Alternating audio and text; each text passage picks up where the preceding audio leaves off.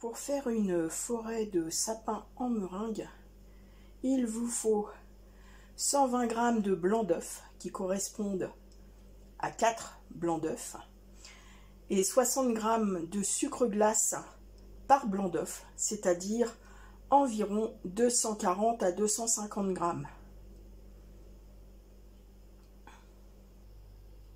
Vous devez monter les blancs et la meringue en même temps au batteur dans un bain-marie. Un bain-marie qui est environ à 85 degrés, ce qui correspond sur une plaque vitro-céramique au thermostat 8.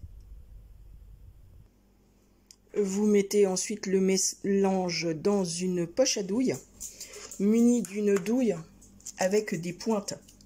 6 pointes minimum, 8 pointes c'est mieux. Vous équipez votre plaque d'une feuille de papier sulfurisé et pour dresser les sapins, vous faites à la verticale, vous poussez sur votre poche. Une fois que vous avez commencé à monter, vous redescendez, vous remontez un peu, vous poussez, vous redescendez très légèrement de façon à faire les étages du sapin.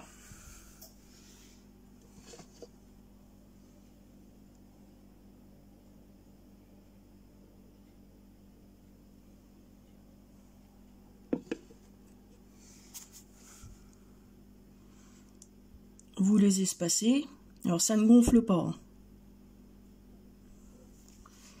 Moi j'essaye de faire 4 étages.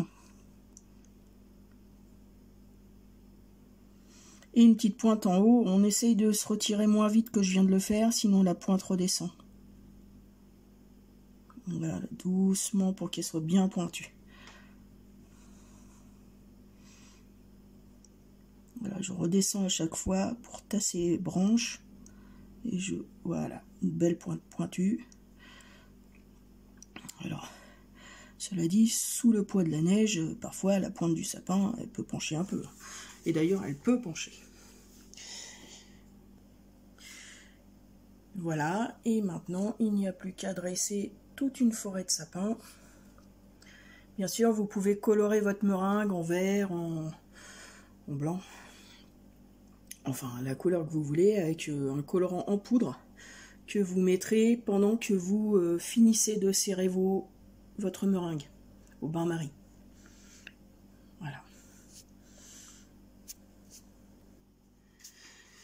Je précise que lorsque vous faites votre meringue au bain-marie, vous n'arrêtez de battre que lorsque la meringue fait des dessins aussi francs que ça, avec le fouet.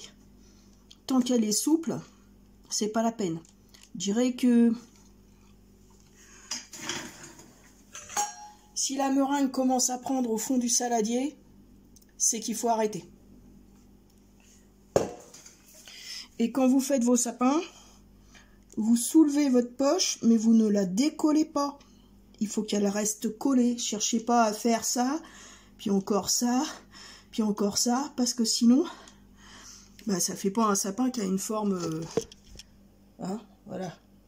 Pardon, celui-là. Après, il va être tout moche, votre sapin.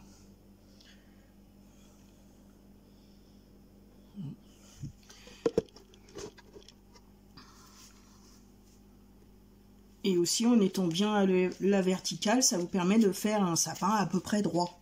À peu près. Mais ce n'est pas grave si ce n'est pas bien droit, puisque ça fait le charme aussi du travail fait maison. On n'est pas dans une usine. J'ai fait des sapins, mais cette meringue-là se tient très très bien, donc vous pouvez faire aussi des champignons. Alors pour les champignons, on prend une poche à douille lisse. On fait un premier monticule comme ça. Donc à la douille lisse, ça va faire une espèce une bosse. Et non pas avec des dessins comme ça. Et on en fait un deuxième, un peu plus haut, qui monte. Et ça fera le pied du champignon.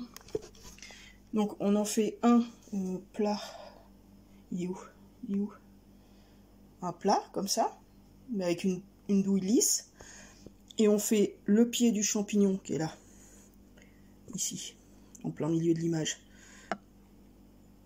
Et ensuite, vous collerez les 2 pieds de champignons. Une fois qu'ils seront cuits, vous les collerez avec un peu de meringue que vous avez réservé.